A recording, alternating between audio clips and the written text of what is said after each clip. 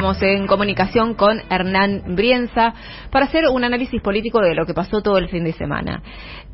Hernán, buenas tardes, ¿cómo estás? ¿Qué tal? Buenas tardes, ¿cómo te va, Eva? ¿Bien? Bien, muy bien. Bueno, imagino que habrás visto el discurso de Cristina, después el discurso de Máximo y que, bueno, después llegaron las palabras de Alberto Fernández. Fue un fin de semana jugoso y movido, ¿no? Sobre todo así como a veces tenemos mucho movimiento dentro del bloque opositor, hoy este fin de semana tuvimos mucho movimiento dentro del bloque oficialista, y quizás habría que ver si esa teoría de los espejos no está funcionando incluso en las discusiones, ¿no? Discute hacia adentro un frente, discute hacia adentro el otro frente la semana siguiente, ¿no? Pareciera ahí que no se puede capitalizar en unidad las divisiones del frente contrario, como si fuera necesario jugar en espejo. De todas maneras, era algo que se venía perfilando en el frente de todos, los debates y las discusiones sobre qué hacer, cuáles son las medidas a tomar, cuáles son los ritmos para llevar determinadas transformaciones, qué transformaciones hay que hacer y cuáles no. Y para mí lo más interesante ocurrió el viernes, cuando la vicepresidenta dio un discurso en el cual muchos creen que es un discurso de campaña, otros creen que es un discurso de retomar un protagonismo histórico. Vaya a saber qué es más profundo, ¿no? Si recuperar el protagonismo histórico o ser simplemente un eje de campaña. Eso lo dirá, por supuesto, los próximos meses. También el discurso de Máximo Kirchner dejó mucho que hablar, porque fue más duro con respecto al gobierno y a la figura de Alberto Fernández. Y también la respuesta de Alberto Fernández es una respuesta que no deja de producir preocupación, ¿no? Porque tocó una variable que hasta ahora no se había tocado en las diferentes discusiones respecto de qué hacer desde el gobierno, ¿no? Que es la condición y la calidad de peronista, ¿no?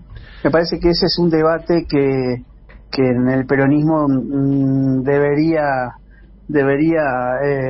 quedar a un lado, ¿no? Porque cuando en el peronismo empiezan a jugar con quién es peronista y quién no es peronista, allí ya se transfiere a otra condición y a otra estigmatización hacia el interior del Frente de Todos y del propio peronismo, ¿no? Sí, la lógica de que el otro no es peronista porque no piensa como yo, abre un boquete discursivo que es difícil de sellar dentro del peronismo, ¿no? Sí, Alberto Fernández dijo algo así como: cuando un compañero critica a otro compañero, empieza a dejar de ser peronista, ¿no? Siendo además que él criticó tanto... Es una de las verdades peronistas. Sí, siendo que él criticó tanto a Cristina Fernández de Kirchner, ¿no?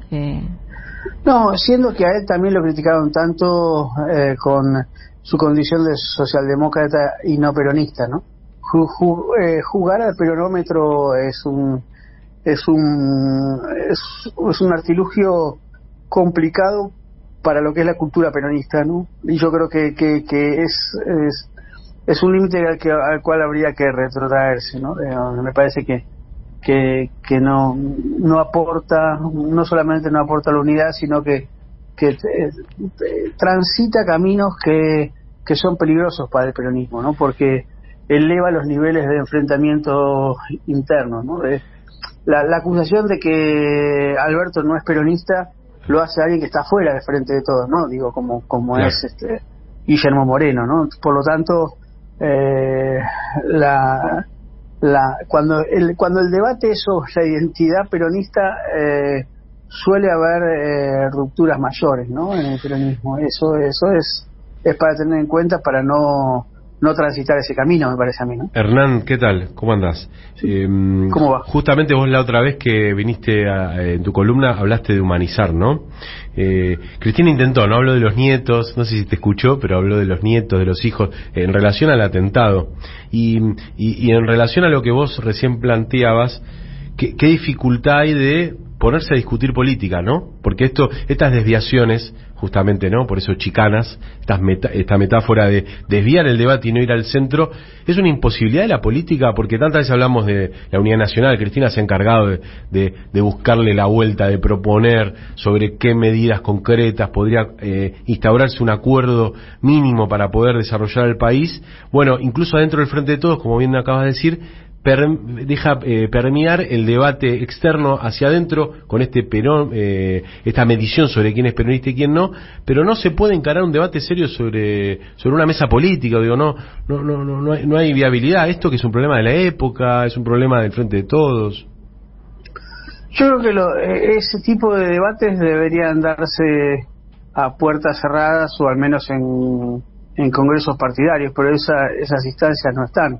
Esas mesas de coordinación no están en el Frente de Todos, y yo creo que la discusión se le lleva finalmente la mediatización de la política y se discute en términos de dar títulos a la política, ¿no? Quizás por eso la chicana le gana el argumento y la discusión política tiene más de espectáculo que de discusión real sobre políticas públicas, ¿no?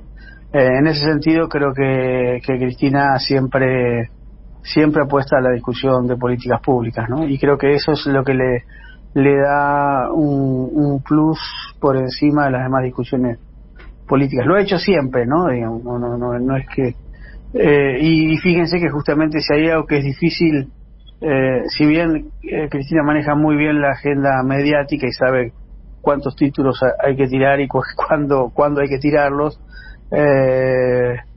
la mayor parte de sus discursos son discursos argumentativos, ¿no? Y eso es la que la pone por encima cualitativamente de una gran mayoría. Fíjense que cuando a Cristina le dicen de hacer marketing no puede, ¿no? Cristina siempre es la misma, ¿no? En ese sentido. Claro. Hernán, otro pasaje de la entrevista de Alberto Fernández que llamó la atención es esto de, nunca quise construir el albertismo porque no creo en personalismos. Pero yo haría una repregunta, ¿y nunca quiso o no pudo, en todo caso, construir el albertismo?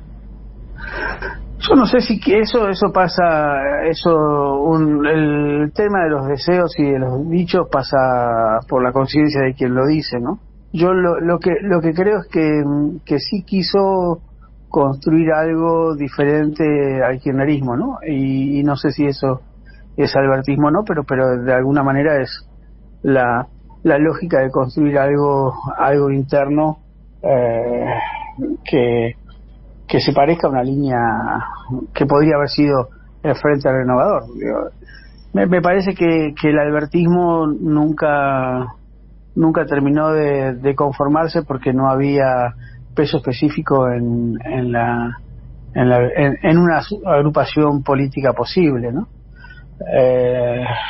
Creo que el partido creó un partido al inicio, pero que no tuvo desarrollo político ni desarrollo territorial, ¿no? Claro. Y después termina diciendo, soy el presidente más maltratado de la historia por los medios desde la democracia. Bueno, no, eso sí es una autovictimización, ¿no? Claro. De pensar a el periodo de Cristina del 2011 al 2015, eso es maltrato presidencial, ¿no? Eso es lo que hace dudar, ¿no? En cuanto al debate. Esas cuestiones que estoy seguro que a Alberto Fernández no se le escapa. Lo mismo cuando dice, soy el que más hizo por la unidad. La verdad que no. No porque no haya hecho nada, sino que la que se corrió fue Cristina. Esas desatenciones de la lectura política hace dudar de que se pueda construir un debate sincero y franco. Yo creo que son declaraciones que están más pensadas para la prensa que para el frente interno, ¿no? Bueno, ahí sí es un problema, ¿no? Para la política. Es que todavía hay que comprenderlo así, ¿no? Claro. Máximo, pasando ahora al discurso de Máximo Kirchner, sí. en un momento habla sobre el atentado a Cristina Fernández de Kirchner y nos vuelve a traer como el debate sobre estos jóvenes, ¿no? Y me parece que algo cambió en este escenario, ¿no? Que en algún momento nos invitaba a pensar bueno, quizás este contexto económico maltrata a la juventud y bueno, y después nos fuimos dando cuenta de que detrás de este grupo de terroristas, ¿no? Hay un financiamiento que tiene que ver con la política, ¿no? Hay algo que nos hace repensar un poco esta radicalización de la juventud que uno en un primer momento nos traía preocupación. Sí, yo no sé si es radicalización de la juventud, ¿no? Yo creo que es radicalización de una parte de la juventud, sí, ligada a un anarquismo libertario, un liberalismo, a un neofascismo, como quiera llamárselo, digamos. A mí me da la impresión que no se puede generalizar y que el atentado a Cristina, lejos de homogeneizar a la juventud, lo que hizo es encapsular a aquellos jóvenes que tenían un discurso muy violento respecto de la mayoría de la juventud, incluso de los sectores más moderados de la sociedad, que visualizan en el atentado a Cristina un quiebre en las formas de hacer política y un quiebre en la forma de percibir también a Cristina Fernández de Kirchner, ¿no? En ese sentido, para mí ese atentado lo que cambió es en favor de Cristina una gran parte de la sociedad que se dio cuenta que se había pasado un límite que no correspondía, ¿no? Y que con el paso del tiempo la manipulación de la justicia en los juicios contra Cristina y más la manipulación en la investigación contra los autores intelectuales y materiales del atentado hacen como una misma secuencia que deslegitiman justamente ese accionar, ¿no? Sí, y grupos que además no piden de alguna manera, ¿no? Que tienen muy arraigado el concepto de libertad, y Máximo Kirchner decía, bueno, ¿qué pensarían los pibes que hablan de libertad ahora si hubieran estado 18 años proscriptos como estuvo el peronismo, ¿no? Me parece que... Sí, lo que pasa es que no lo saben. No lo saben. No lo saben porque todo el autoritarismo es hijo de la ignorancia, ¿no? Una persona que tiene conocimiento, información, la duda sobre la propia formación o el propio conocimiento te obliga a ser menos autoritario, ¿no? Yo creo que una mente autoritaria es una mente fundamentalmente ignorante, ¿no? Y creo que estos chicos ignoran mucho de lo que ha ocurrido en la historia.